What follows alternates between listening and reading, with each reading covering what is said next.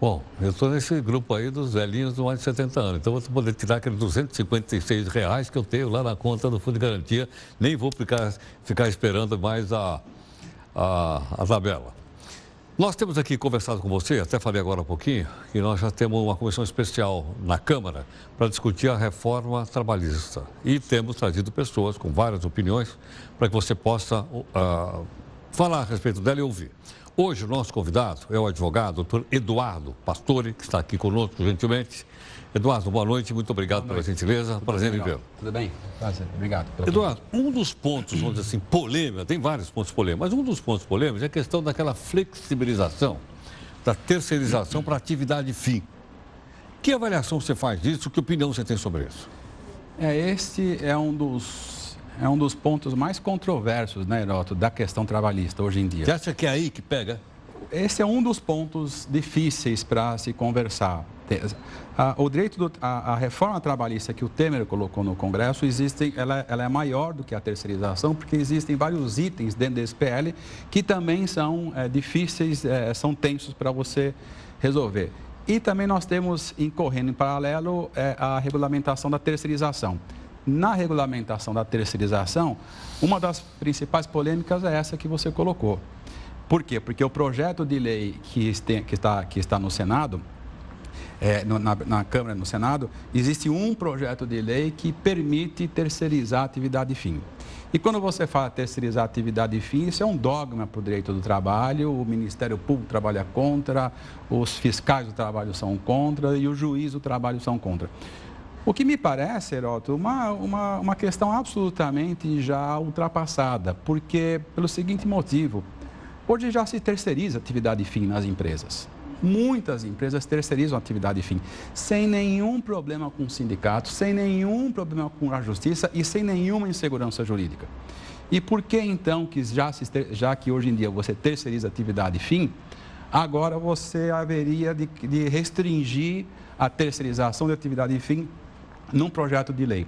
O que nós colocamos aqui como sugestão, como reflexão é o seguinte: o importante não é saber se você está terceirizando a atividade fim ou meio da empresa.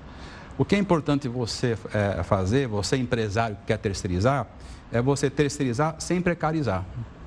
E a precarização, Heródoto, ela acontece hoje, inclusive com todas as amarras que o Tribunal Superior do Trabalho impõe em cima do empresariado. Hoje a precarização acontece com o que está aqui. Isso nada mais demonstra do que o quê? Que na verdade, não se vai corrigir isso através da legislação. Você não vai terminar com essa insegurança jurídica da atividade fim só através de um projeto de lei, mas sim de uma boa gestão que a empresa faz da terceirização que ela pratica. Então, posso entender o seguinte, que uma coisa é terceirização, uma coisa é precarização. Exatamente. A precarização pode ser atualmente, eu tenho minha carteira assinada, mas meu trabalho é precarizado, é isso ou não? Exatamente. O que acontece que os sindicatos laborais, às vezes, colocam para a sociedade é assim, transformou-se a palavra terceirização em sinônimo de precarização. E não é isso. Não é isso. São coisas distintas. Você hoje terceiriza sem precarizar. É que não se diz muito isso porque existe o interesse corporativista de você estigmatizar a terceirização, por uma questão política. Então não se fala mais das terceirizações boas, existem muitas terceirizações excelentes, que não tem nada a ver com a precarização. É uma falácia, é um equívoco você entender que terceirização é precarização. Se é uma questão política e às vezes até ideológica, nada deveria ser terceirizado. Pois é. Se é uma questão política, alguns defendem, inclusive, essa postura. O Ministério Público do Trabalho, inclusive, é radicalmente contra a terceirização. Qualquer uma. Acessório ou principal ou final. Ele é contra a terceirização da atividade fim, em geral. Sim. Agora, quando você vai ver a Associação Nacional dos Magistrados Trabalhistas, que faz uma nota contra a terceirização em geral, quando o do governo tenta regulamentar, o que é um absurdo, né? Porque eles julgam os processos, como é que eles podem se manifestar antes, né? Todos os juízes estariam sob suspeição. Quando você vê uma instituição de classe que faz isso, na verdade, eles estigmatizam a terceirização, porque eles dizem o seguinte, a ideia que se passa: olha, a terceirização é a encarnação do mal, é a encarnação do demônio, não pode terceirizar, ou seja, está terceirizando muito errado, então vamos acabar com a terceirização.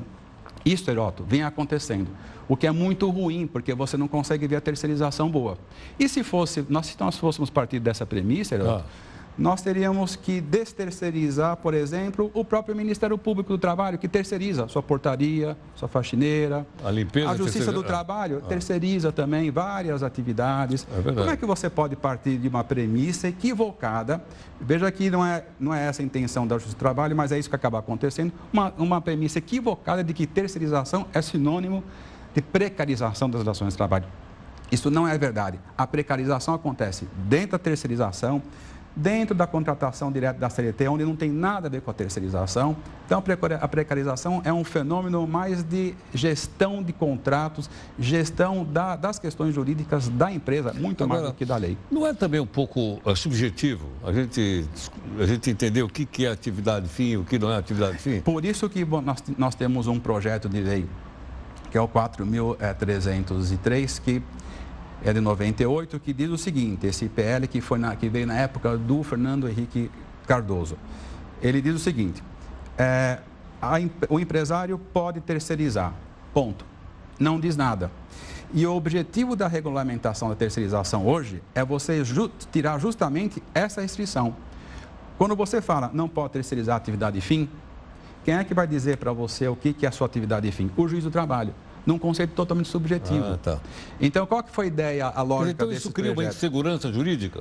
Por isso que o Brasil tem 3,5 milhões de ações trabalhistas por ano e é o país que tem a maior insegurança jurídica na área trabalhista. Hoje, Heródoto, você sabe disso, os empresários têm medo de investir nesse país aqui, porque a qualquer momento o juiz, a seu critério, ele pode dizer assim para você, Heródoto, você terceirizou a atividade fim. Mas, excelência, eu entendi que era a minha atividade meio, mas eu entendo que não é. E aonde que está a definição da atividade fim? Nenhum lugar. Isso que é ruim, Heródoto, não está definido em nenhum lugar. Então, você tem uma insegurança jurídica, numa subjetividade absoluta do juiz do trabalho que interpreta, de acordo com a sua convicção, um fenômeno, Heródoto, absolutamente econômico. Qual que é a dificuldade que o direito do trabalho tem em regulamentar a terceirização? Onde é que está essa dificuldade? É porque o direito do trabalho trata somente das questões sociais, mas aqui o fato é econômico.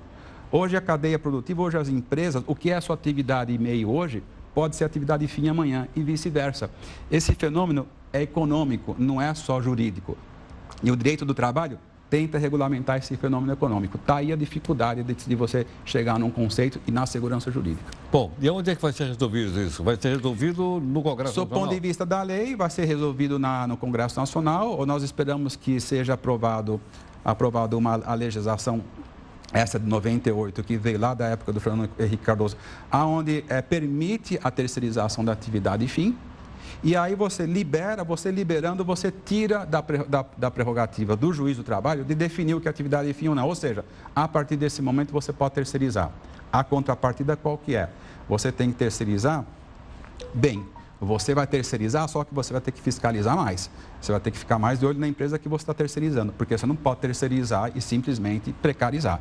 A contrapartida que esse projeto exige das empresas é o seguinte: se por acaso você terceirizar mal, aí a responsabilidade é tua. Aí você paga mais caro. Então, esse que é o jogo, é a lógica desse projeto de lei. Paulo, obrigado pela gentileza, muito prazer em conhecer. Muito obrigado, viu? Muito obrigado. Pela oportunidade. Bom, obrigado.